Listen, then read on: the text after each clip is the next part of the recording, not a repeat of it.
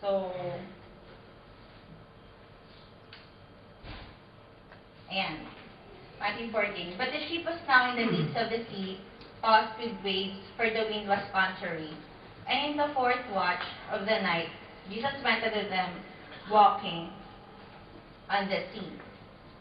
So, sabi sa John 15, John 6:19, na di nakaalis na nga sila. Nakaalis na sila, tapos habang si Jesus ay nagpapalis ng mga tao, yung mga disciples nakaalis na sila. So, after nung mga 25 to 34 long, ano siya yung distance, about 5 to 6 kilometers away from the shore, yung wind, nakasalubong sila ng wind, na strong wind, sabi. Tapos, in the fourth watch, ibig sabihin yan, 3 a.m. to 6 a.m. About that. Kasi, yung Roman soldiers, dinivide nila yung night into parang 4 shifts. Simula 6 p.m. to 9 p.m. Tapos, 9 p.m. to 12 midnight, 12 midnight to 3 a.m. Tapos 3 a.m. to 6 a.m. Tapos, ang fourth watch, yung 3 a.m. to 6 a.m. So, and then, they saw a figure walking on the sea. Tapos, just imagine, ilagay nyo lang yung sarili nyo sa mga disciples. So, ito, diba, 3 a.m. to 6 a.m. So, ibig sabihin, yung pag-feed sa mga tao, nangyari siguro natapos mga 12 midnight or 1 a.m.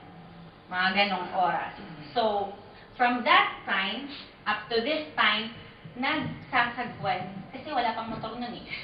So, nagsasagwan sila from 1 a.m., let's say 1 a.m. Nagsasagwan sila from that time up to 3 a.m. Imagine that. Tapos, may strong wind pa. Tapos, pag wind, di ba siya yung nagka-create ng waves? Sabi, strong wind. So, ibig sabihin, medyo matataas ng mga alon dyan. Tapos, madaling araw. Isipin nyo yun. Pagod sila, tapos nandun pa yung fear nila na baka yung tubig mapunta sa bangka or makapsize ang boat. Tapos bigla-biglang may makikita sila na may naglalakad may lumulutang-lutang sa tubig at hindi siya nakahiga, kundi nakatayo. Imagine. Diba? So, kaya hindi na tayo magtataka na matakot sila. So, verse 26, and when the disciples saw him walking on the sea, they were troubled. Siyempre, ikaw ba naman? Saying, it is a spirit. Doon nga sa NIV, it is a ghost, sabi. And they cried out for fear. Tapos, sabi ni Jesus, but straightway Jesus spake unto them, saying, be of good cheer. It is I. Be not afraid. So, sabi ni Jesus, take courage. I am. Fear not. So, sa mga translations, itong it is I, yan, usually, yan sinasabi, it is I, or I am here, or it is me. Pero sa Greek, original Greek, ang sinabi po doon ay ego eimi. Something like that, ego eimi. Tapos, ang direct translation niya ay I am. Parang may nag-ring na bell, diba? Kasi, diba, you remember Moses, burning bush. Diba, when he asked God kung ano bang name ang sasabihin niya sa mga tao para maipakilala niya, sabi ni, ano sinabi ni God? Ano pangalan niya? I am, diba? Sabi niya, I am. So here, sinasabi ng Panginoon, I am. Parang sinasabi niya, Diyos ako. Yung very presence ko lang dapat magbigay sa inyo ng courage. So, do not fear. Amen? And then, so, how do we respond when God reveals Himself to us? So, the daredevil. Matthew 14:28.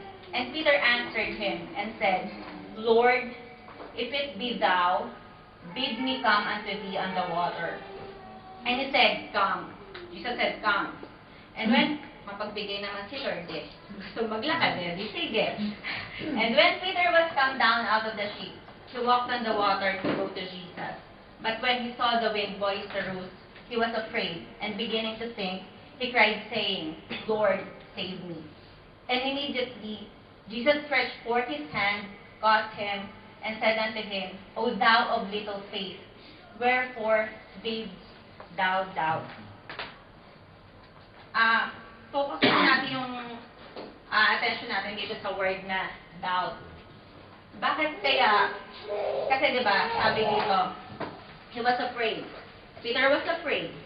Kaya nagsimula siyang lumubog. Pero sabi ni Lord sa kanya, "Why did you doubt?" Bakit hindi sinabi ni Lord na, bakit ka natakot? Why were you afraid? Bakit hindi yun ang sinabi ni Lord? Why were you afraid? Bakit ang sinabi ni Lord, why did you doubt? Parang, siguro, parehas lang naman nata yun. Pero, sa Greek, sa original Greek, ito pong doubt, yung ginamit na word dyan is distazo. Tapos, twice lang siya ginamit. Dito sa kind na doubt na to, twice lang siya ginamit sa New Testament. One is dito, Matthew 14:31. The other one is dun po sa Matthew 28:17. Matthew 28:17, right before kinommission tayo ni Christ na i-share ang gospel sa buong mundo. And both times, closely related ang doubt and worship. So,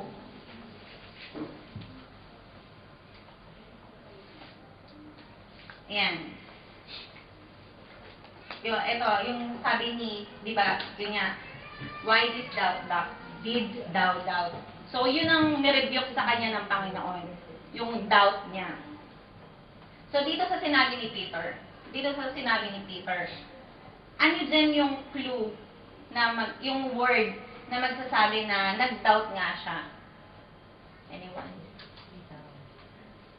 Dito sa sinabi ni Peter, yung clue na word, if it be thou. If. Kasi yung if, it implies na gusto mong i-test yung ay, thank you po. Salamat po. Gusto mong i-test yung isang bagay. Tapos, there are only 3 instances na in-approach si Lord, na kinausap si Lord with this word, if. Una, yung sa Matthew 4, yung kay Satan. Yung sabi ni Satan sa Curious na, if you were the Son of God, dinas niya. Tapos, yung isa pa, yung sa towards the end of Matthew, nung habang nasa cross si Jesus, sabi sa kanya, if you were the Son of God, come down from that cross. So, tinatas nila yung pagka-Diyos ni Jesus. At, dito, nakigaya si Peter. Nakigaya siya. Naki-if din siya.